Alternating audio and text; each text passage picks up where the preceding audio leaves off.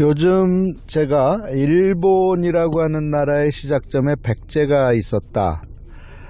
백제인들에 의해서 일본이란 나라는 건국되었다라고 하는 이야기를 몇 차례 하고 있습니다.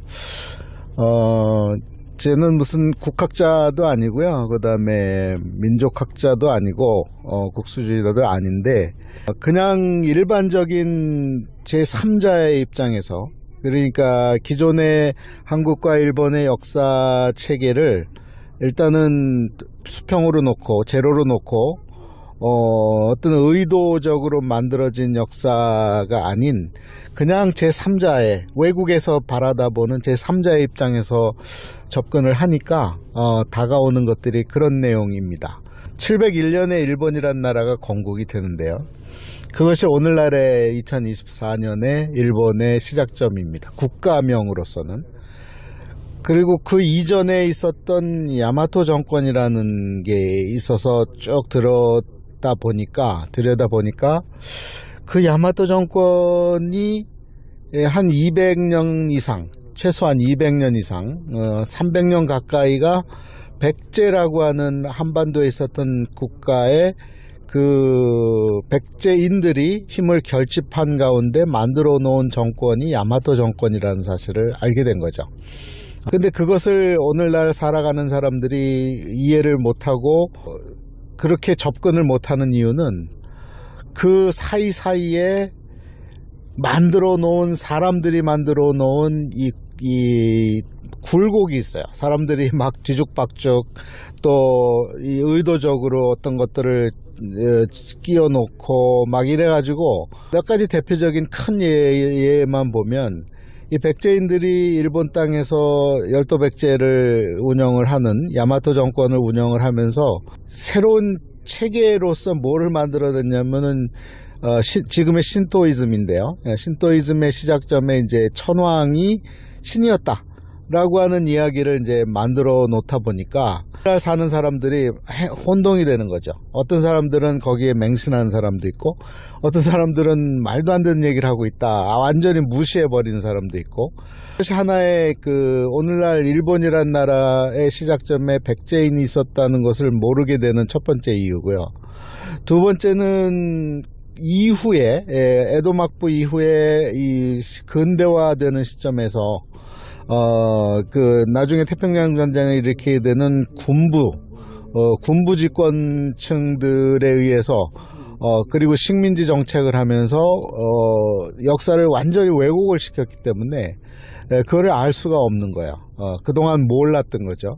그런데 이거를 그 속에 들어가서 있으면 갑론을박하고 막 그러겠지만, 이것을 이렇게 bird's eye view를 한번 해서 보시면 알 수 있게 된다는 거죠. 그래서 오늘 얘기하려고 하는 거는 백제에 의해서 백제인들이 일본 건국의 시작점에 있었다는 얘기를 이제 또 하나의 근거 자료로 제시하려고 하는 게 문학입니다. 문학.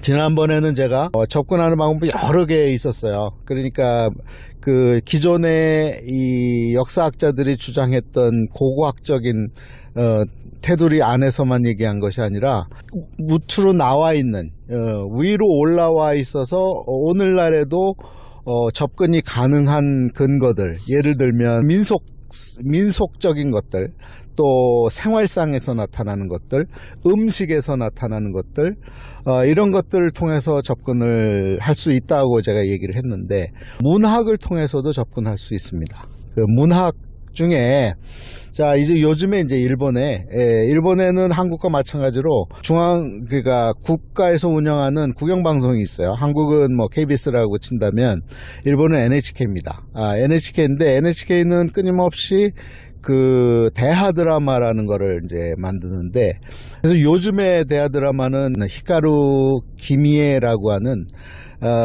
이 역사 대하 드라마가 있습니다. 때가 언제냐면 900년대 말 요때쯤. 그러니까 900년대 말이면 일본은 헤이안 시대라고 하는 교토가 시작되는, 교토의 시작점이 794년부터 시작이거든요. 그때부터 이후에 등장하는 것들에 대한 건데, 그로부터 한 200년 후의 얘기니까. 근데 심지어 200년 후인데도 불구하고 그 드라마에 나타나는 것들을 보면서 저거는 한국에 있는 거네, 한국에 있는 건데 왜 저기가 있지, 이런 것들이 드라마상에 드러나요. 예를 들면 제 7화에 나타난 것이 뭐였냐면, 이 우리가 민속촌이나 또 이 고궁에 가면은 이렇게 투호라는 거 있잖아요. 재미삼아서 이렇게 던지기 하는 거, 그 투호 놀이가 등장을 하고, 그 다음에 한국에는 사실은 이제 백제 시절에 있지만은 이후에 없어진 개말이라는 게 있어요. 발로 차는 거. 축구기라 그래요. 그걸 축구. 그러니까 축구의 시작점에 우리 민족이 있습니다. 우리 민족이라 하면 중국 대륙 지금의 산둥반도와 충청도, 전라도, 그리고 일본 열도에 살았던 우리 민족, 특히 백제인들이 즐기던 놀이 중에 뭐가 있냐면 개말이라는 게 있는데, 시작점은 산둥반도에서 시작됐는데, 이 공 차는 놀이에요. 그게 이제 나중에 이제 축구가 되는데, 오늘날의 축구 게임이 되는데, 그 개말이라고 하는 것도 이제 거기에 등장을 하고, 드라마에. 그리고 이제 뭐가 등장하냐면 탁규라는 게 탁규라 그랬는데, 그게 뭐냐면 신라시대에 보면 뭐가 있었냐면요, 원래 시작점은 이란, 지금 옛날 페르시아에서 있었던 게임인데요, 그게 이 서방으로 넘어가서 오늘날의 이 폴로가 된 게임이 있습니다. 영국에서는 폴로로 이제 승화되었는데, 그게 삼국시대의 신라 쪽으로 들어와서 이 일본 쪽으로 와서 탁규라는 게 있어요. 이게 이 한국에서는 다른 용어를 써요. 한국에서는 격구라 그럽니다. 격구 게임 아시죠? 말 타고 다니면서 마치 골프 하듯이 하는 게임. 그게 이제 있는데, 그것도 등장하고, 그래서 또 하나 있어요. 산악이라는 게 등장했는데, 원래 산악의 다른 이름은 사루가 이제 원숭이에요. 원숭이 음악, 이렇게 이제 번역할 수 있는데, 산가크 그러면, 이게 이제 중국에 잠시 오나라라는 데가 있었는데, 그때 이제 거기에 가 있던 백제인이 거기서 배워서 백제 땅에 와서 들여왔고, 그것이 일본 땅에도 퍼져서 오늘날에 이제 농악도 되고, 또 그다음에 기악이라는 것도 되고, 막 이런 이제 우리가 장터에서 보는 것들이에요. 장터 서커스, 나중에 이제 서커스를 이제 발전을 하게 되죠. 이렇게 사람이 사람 머리 위에 사람을 올려놓고 막 빙빙 돌고, 그 다음에 무슨 도구를 사용해서 막 놀고, 원숭이처럼, 마치 원숭이처럼. 그래서 사르가크라 그래요. 원숭이 음악이라고. 상가크가 돼버렸는데, 그런 것도 이제 드라마에 등장하는 걸 보면서, 저거는 우리나라의 고대, 또 심지어는 최근에도 이 장터에 가면 보는 것들인데, 민속촌에 가면 보는 것들인데, 이런 것들을 이제 일본 사람들은 NHK 방송, 공영방송에서 자신들의 것이라고 얘기하지만, 그 시작점에는 백제인들이 있었다는 거죠. 그래서 오늘 얘기하는 게 이제 그 문학인데요. 문학에서 이제 이 히카루 기미에라는 드라마에 뭐가 등장하냐면, 그 히카루 기미의 중심 인물이 누구냐면 무라사키 시키부라고 하는 여인이에요. 이 문학 소설, 또 이 시, 뭐 이런 것들을 많이 이제 남긴 일본의 대표적인 이제 문학 작품 중에 이제 겐지 모노가타리라는 게 있는데, 그거의 저자예요. 그런데 그거 전에 이거는 이제 900년대 말의 얘기고요. 일본의 시작은 701년부터란 말이죠. 그 700년대에는 더 한국스러운, 더 우리와 가까운 문학 작품들이 꽤 많아요. 그 중에 이제 대표적인 것이 뭐가 있냐면 마이오슈라는 게 있습니다. 만엽집이라고 하는, 한국에서 봤을 때는 이게 향가 문학에 해당되는 겁니다. 마이오슈라는 건데, 이 운율이 있어요. 운율이 이제 릴릭이 있어가지고, 운율대로 이제 네 줄로 이제 시처럼 이제 끝내는 건데, 작성하는 건데, 그 마이오슈의 저자는요, 만엽집의 저자는 굉장히 많아요. 황실의, 그러니까 왕족에서 시작해서 서민에 이르기까지. 그래서 작품 수도 무려 한 5천여 작품 이상 되는 것 같아요. 4천 몇백, 5천 몇백 이렇게 되는 것 같은데, 그 중에 이제 대표적인 것들을 이제 일본 사람들은 이제 학교에서 배워요. 고등학교에서 배우고 중학교에서 배우는데, 그 중에 이제 등장하는 인물이 누가 있냐면 600년대 말에 이 작품을 작성한 인물 중에 한국에서는 이걸 액전왕이라고 발음을 해요. 액전, 한자 그대로 읽으면 액전왕이고, 그거를 일본식으로 발음하면 누카타 라는 발음을 해요. 누카타 히메라고 하는 발음을 하는데, 이 액전왕이라고 하는 여인입니다. 그러니까 왕 그러면 남자로만 생각하시는데 여인이에요. 그러니까 나중에 이제 일본이 해이안 시대를 맞이하면서 이제 환무천왕이 해이안 시대를 시작을 하는데 794년에 그때 환무천왕은 무령왕의 후손이라고 제가 지난번에 누누이 얘기했죠. 지금 얘기하는 것은 일본 이야기지만 모든 것이 구성원은 백제인들입니다. 백제인들인데, 그래서 일본의 이 교토 시대를, 해이안 시대를 여는 이들도 백제인들이에요.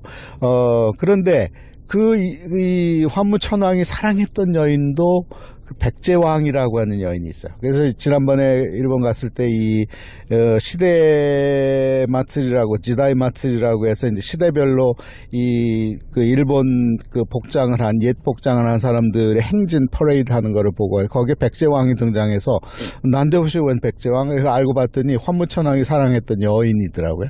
그 왕이 여인도 왕이라는 호칭을 썼어요.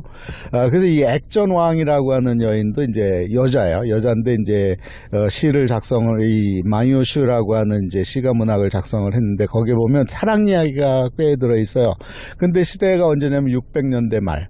이때가 요동치는 시대. 일본이라고 한 나라가 701년에 건국되기까지는 한반도에서의 백제의 멸망이 큰 영향을 줍니다. 백제의 멸망이 660년에서 663년을 보는데 우리는 학교에서 660년으로만 배웠잖아요. 고구려는 668년.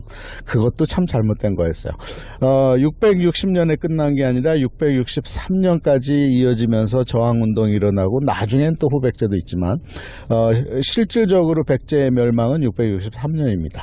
왜 그러냐면 663년까지 이 열도 땅에서, 일본 열도 땅에서 이제 구원군을 보내서 백촌강 전투라는 것을 이제 벌이게 되는데, 그러니까 상대역은 당나라 수군, 그리고 신라 육군, 그리고 이 대항력은 이 열도에서 파견한 수군과 백제에 남아 있었던 잔병들 간의 이제 전쟁인데 결국은 대패하고 돌아와요.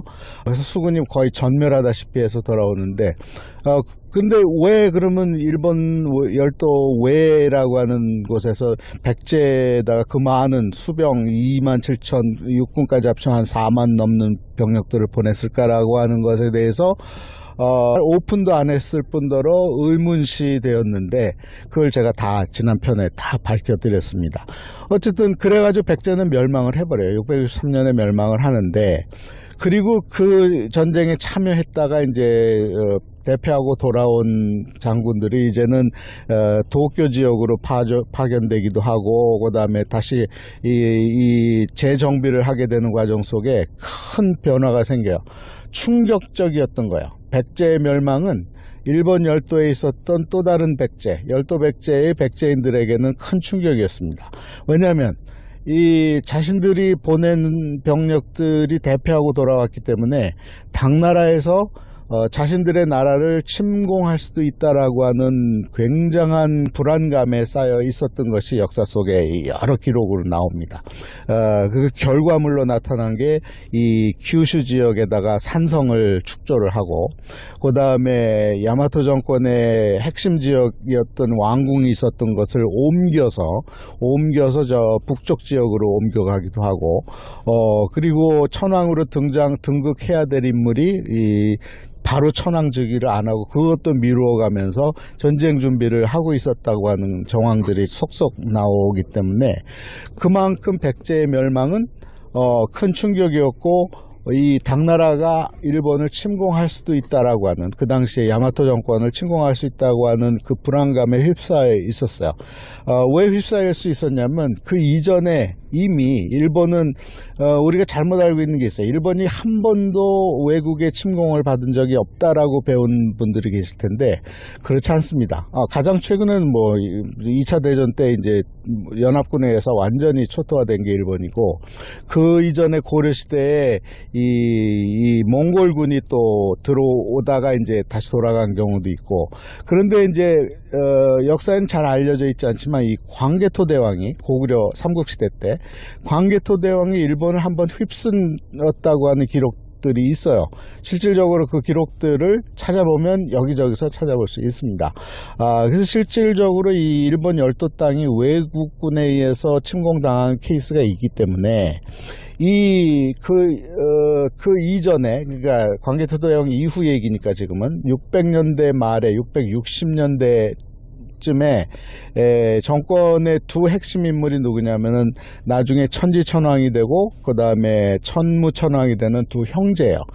천지천왕이 되는 인물을 나카노 오우에라 그러고, 천무천왕이 되는 인물을 이제 오와마 황자라 그러는데, 이 두 사람이 형제예요.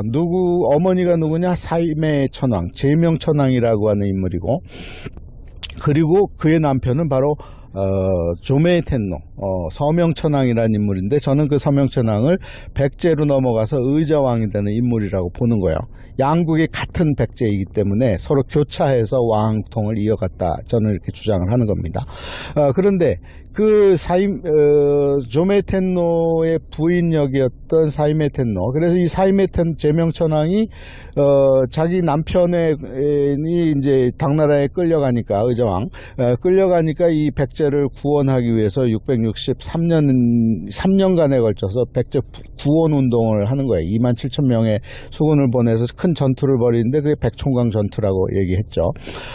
그리고 대패하고 돌아오면서 이제 그 왕권은 이 제명천왕은 도중에 죽어요. 파병도, 본인이 참전도, 여자니까 이제 참전하기도 어렵지만 그래도 참전시키려고 이제 자신의 그 친정이 있었던 곳으로 갔다가 이제 큐슈로 가는 중에 이제 거기서 이제 죽고, 그 아들, 다시 말해서 나카노에라고 하는 중대형 황자가 이제 이 천지천왕이 돼야 되는데 그것도 마다하고 전쟁을 치른단 말이죠. 그리고 이제 열도 백제는 완전히 망하니까 이제 일본 땅에서는 생각을 이제 바꾸기 시작하는 거예요. 그런데 그 중대형 황자도 스트레스 때문인지 얼마 못 있다가 천왕 즉위 하자마자 몇 해 후에 금방 죽어요.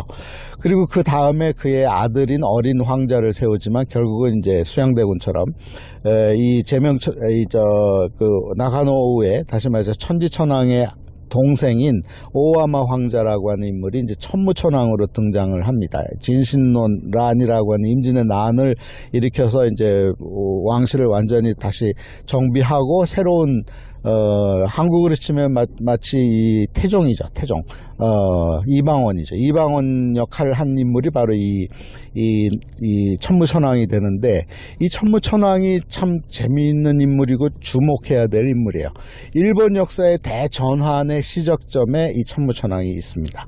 천지천왕까지는, 다시 말해서 나카노우에까지는 이 소가씨, 그 당시에 호족이었던 소가씨를 아우르고 죽여버리고, 그 다음에 이제 새로운 이제 정비 체제를 하던 중에 이제 백제가 멸망했기 때문에 거기에 전념하다가 결국은 죽고, 그리고 이제 돌아와서 이제 새로운 국가 체계, 그러지 않아도 당나라 체계를 배워가고 있던 차에 이 천무천왕이 즉위하면서 이 완전히 새로운 체계를 꾸미면서 등장하는 나라가 바로 오늘날의 일본국이라고 하는 국호를 갖게 되는 나라이거든요. 그 유언이, 그 천무천왕의 유언이 그런 거였어요. 당나라급으로 가고 백제는 완전히 잊어버리고, 반도에서의 백제는 이제 없으니까 잊어버리고 완전히 새로운 국가 체계로 꾸려나가라 라고 하는 것이 이제 천무천왕의 유언이었기 때문에, 그래서 그 이후에 712년과 720년에 두 개의 역사서가 만들어져요. 하나는 이야기서인 고지기, 또 하나는 역사서인 일본서기라는 책이 그때서야 만들어져요. 700년대에 가서야 일본의 역사서적이 만들어지기 때문에, 그리고 그거는 철저하게 국가에서 만들었던 거기 때문에 이것을 100% 신뢰할 수가 없다는, 신뢰하면은 큰일 난다는 거예요. 왜냐하면 조작되어 있으니까. 그 당시의 상황에 맞추어서 새로운 국가 체계를 만들기 위해서 억지로 만들어 놓은 역사물이기 때문에 100% 신뢰하기는 어려워요. 그렇지만 그 중간중간에 들어가는 이야기들은 또 역사성이 있기 때문에 참조는 하되 100% 신뢰하지 말아라 하는 것이 이제 제 주장이고요. 그런데 이 천무천왕이 사랑했던 여인이 있어요. 그 당시에는 근친상간을 꽤 했는데, 근친상간이라는 게 뭐 배다른 동생과 뭐 오빠가 결혼을 하고, 뭐 심지어는 같은 배에서 나온 사람들이 결혼도 하고 막 그랬어요. 유럽도 그런 적이 있었죠. 유럽도 그래서 그 유럽의 저쪽에 그 합스부르가 왕가는 이제 나중에 이제 유전병으로 인해서 이제 턱이 길어져서 뭐 일찍 죽기도 하고 뭐 이런 얘기도 이제 돌지만, 일본 땅에서도 그런 경우가 있었어요. 순수 왕통을 유지하기 위해서 그 왕실 내에서만 결혼을 하는 경우가 있었는데, 이 천무천왕과 천지천왕, 이 사랑했던 한 여인이 있어요. 한 여인이 두 남자를 사랑했던 거예요. 두 남자가 한 여인을 사랑한 거죠, 사실은. 그게 바로 이 액전왕입니다. 액전왕. 누카다 히메라고 하는 액전왕인데, 이 여인이, 이 천지천왕이 자기의 여인으로 삼았다가, 사실은 동생인 천무천왕이 되는 이 오어마 황자가 이 여인을, 이 액전왕을 좋아했거든요. 그래서 이제 두 사람 사이에 남겨진 문학작품 중에 마니오슈 안에 두 사람이 기록한 내용들이 있어요.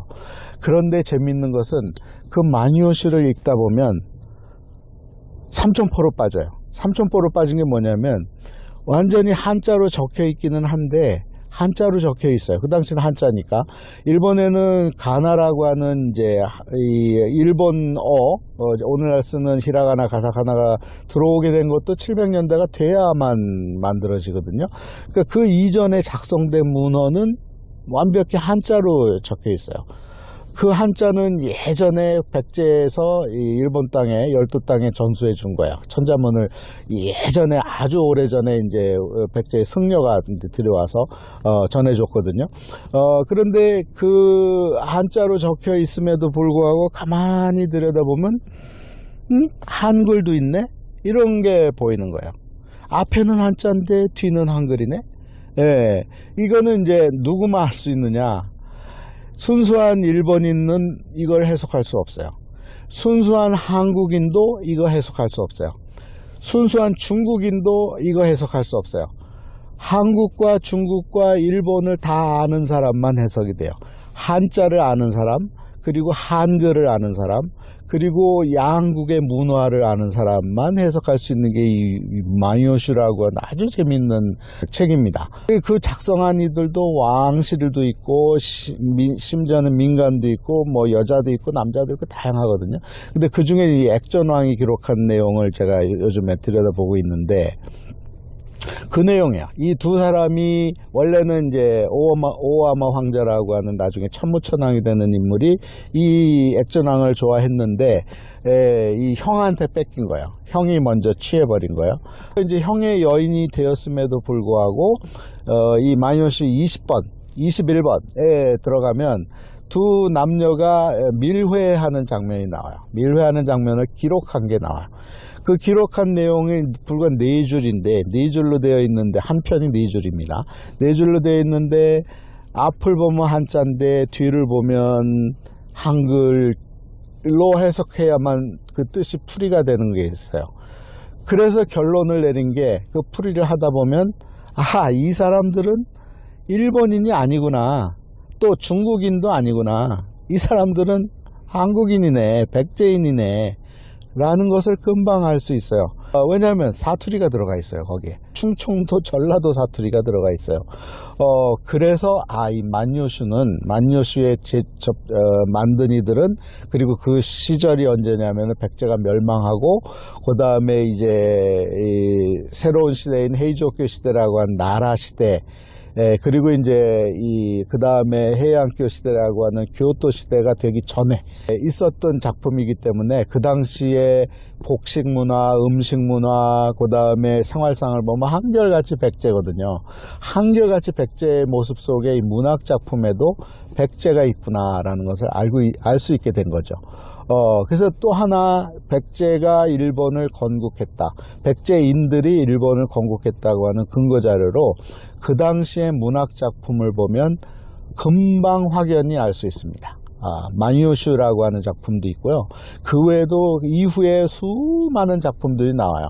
그런데 이제 세월이 조금씩 흐르면서 헤이안 시대로 가면서 지금 좀 전에 얘기했던 대하 드라마인 히카루 기미에는 이게 겐지 모노가타리라는 것이 이제 미나모토 씨가 등장하고 헤이 씨, 타이라 씨가 등장하고 막 이런 시절로 넘어가는 때이기 때문에 그때는 이미 일본화, 오늘날 우리가 생각하는 일본화 되어가는 상황 속에 있었기 때문에 점점 백제인들의 모습이 흐려지죠. 왜냐하면 일본이라고 하는 나라가 세워졌고 일본이라고 하는 새로운 이 문화 체계와 모든 체계를 갖추어 갔기 때문에 점점 흐려지는데 그 이전에 다시 말해서 교토 시대 이전 나라 시대까지만 해도 보면 그 속에 우리가 오늘날에도 이 시골에 가거나 또 민속촌이나 고궁에 가거나 하면 보여지는 어떤 것들, 게임, 놀이, 그 다음에 풍물,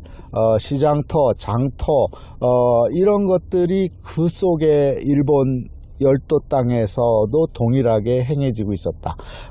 하나 음식 문화 중에 대표적인 것이 떡 치는 문화가 있어. 인절미 만드는 나라에 가면요. 나라 이 공원 쪽으로 올라가다 보면 중곡당 한자로 쓰면 그래요. 나카타니도라고 하는 이 떡가게, 떡집이 있어요. 거기서 인절미, 쑥 인절미, 요목이라 그래요, 쑥을. 요목이 인절미를 재현해서 만들어서 직접 그 자리에서 팔거든요.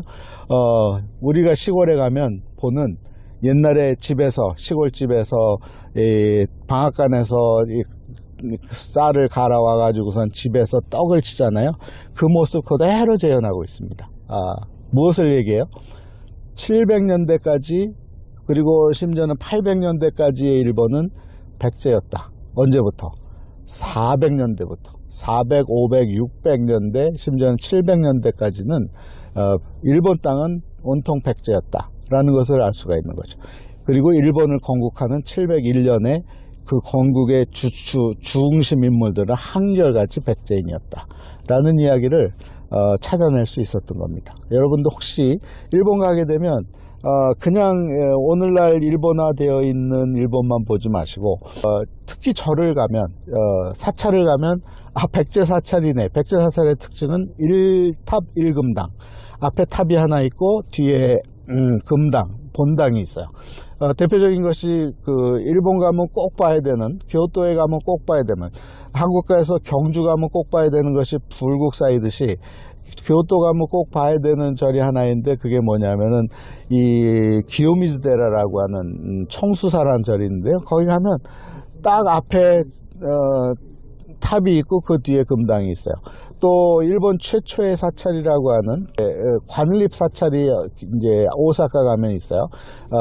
사천왕사라는 곳이 있어요. 시텐노지라는 게 있는데 거기 가도 보면 앞에 탑이 하나 있고 뒤에 금당.